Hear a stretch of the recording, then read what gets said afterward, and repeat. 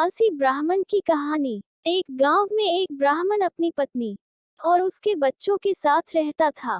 उसकी जिंदगी में बेहद खुशहाल थी। उसके पास भगवान का दिया सब कुछ था। सुंदर सुशील पत्नी, होशियार बच्चे, खेत जमीन पे से थे। उसकी जमीन भी बेहद उपजाऊ थी, जिसमें वो जो चाहे फसल उगा सकता था। लेकिन एक समस्या थी कि वो खुद बहुत ही ज्यादा आलसी था, कभी काम नहीं करता था। उसकी पत्नी उसे समझा समझा कर थक गई थी कि अपना काम खुद करो, खेत पर जाकर देखो, लेकिन वो कभी काम नहीं करता था। वो कहता, मैं कभी काम नहीं करूंगा। उसकी पत्नी उसके आलसी स्वभाव से बेहद परेशान रहती थी, लेकिन वो चाहकर भी कुछ नहीं कर पाती थी। एक दिन एक साधु ब्राह्मण के घर आया और ब्राह्मण ने उसका खूब आदर सत्कार किया। खुश होकर सम्मानपूर्वक उसकी सेवा की। साधु ब्राह्मण की सेवा से बेहद प्रसन्न हुआ और खुश होकर साधु ने कहा कि मैं तुम्हारे सम्मान व आदर से बेहद खुश हूँ, तुम कोई वरदान मांगो। ब्राह्मण को तो मुमांगी मुराद मिल गई। उसने कहा, बाबा कोई ऐसा वरदान दो कि मुझे खुद कभी कोई काम न करना पड़े। आप मुझे कोई ऐसा आदमी दे दो जो मेरे सारे काम कर दिया करे। बाबा ने कहा, ठीक है, ऐसा ही होगा, लेकिन ध्यान रहे तुम्हारे पास इतना काम होना चाहिए कि तुम उसे हमेशा व्यस्त रख सको। ये कहकर बाबा चले गए और एक बड़ा सा राक्षसनुमा जिन प्रकट हुआ। वो कहने लगा, मालिक मुझे कोई काम दो, मुझे काम चाहिए।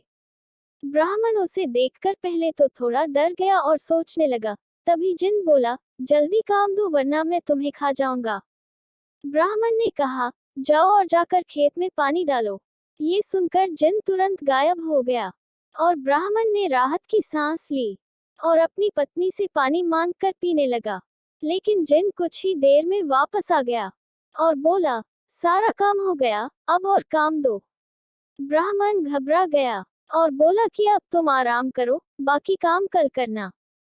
जिन बोला, नहीं मुझे काम चाहिए वरना मैं तुम्हें खा जाऊंगा। ब्राह्मण सोचने लगा और बोला, तो जाकर खेत जोत लो, इसमें तुम्हें पूरी रात लग जाएगी। जिन गायब हो गया। आलसी ब्राह्मण सोचने लगा कि मैं तो बड़ा चतुर हूँ। वो अब खाना खाने बैठ गया। वो अपनी पत्नी से बोला, अब मुझे कोई काम नहीं करना पड़ेगा, अब तो जिंदगी भर का आराम हो गया। ब्राह्मण की पत्नी सोचने लगी कि उसके पति कितना गलत सोच रहे हैं।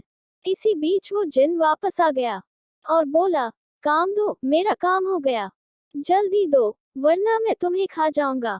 ब्राह्मण सोचने लगा कि अब तो उसके पास कोई काम नहीं बचा, अब क्या होगा। इसी बीच ब्राह्मण की पत्नी बोली, सुनिए, मैं इसे कोई काम दे सकती हूँ क्या? ब्राह्मण ने कहा, दे तो सकती हो, लेकिन तुम क्या काम दोगी? ब्राह्मण की पत्नी ने कहा, आप चिंता मत करो, वो मैं देख लूंगी। वो जिन से मुखातिब होकर बोली, तुम बाहर जाकर हमारे कुत्ते मोती की पूंछ सीधी कर दो। ध्यान रहे, पूंछ पूरी तरह से सीधी हो जानी चाहिए। जिन चला गया। उसके जाते ही ब्राह्मण की पत्नी ने कहा, देखा आपने कि आलस कितना खतरनाक हो सकता है।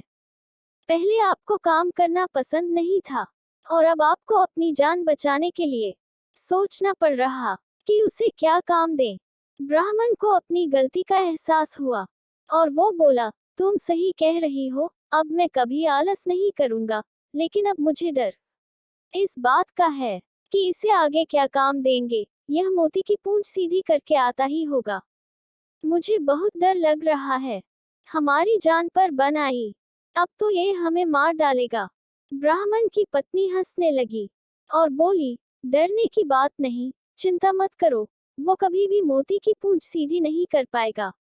वहां जिन लाख कोशिशों के बाद भी मोती की पूंछ सीधी नहीं कर पाया। पूंछ छोड़ने के बाद फिर टेढ़ी हो जाती थी। रात भर वो यही करता रहा। ब्राह्मण की पत्नी ने कहा, अब आप मुझसे वादा करो कि कभी आलस नहीं करोगे और अपना काम खुद करोगे। ब्राह्मण ने पत्नी से वादा किया और दोनों चैन से सो गए। अगली सुबह ब्राह्मण खेत जाने के लिए घर से निकला तो देखा जिन मोती की पूंछ ही सीधी कर रहा था। उसने जिन को छेड़ते हुए पूछा, क्या हुआ, अब तक काम पूरा नहीं हुआ क्या? जल्दी करो, मेरे पास तुम्हारे लिए और भी काम है। जिन बोला, मालिक मैं जल्द ही यह काम पूरा कर लूंगा।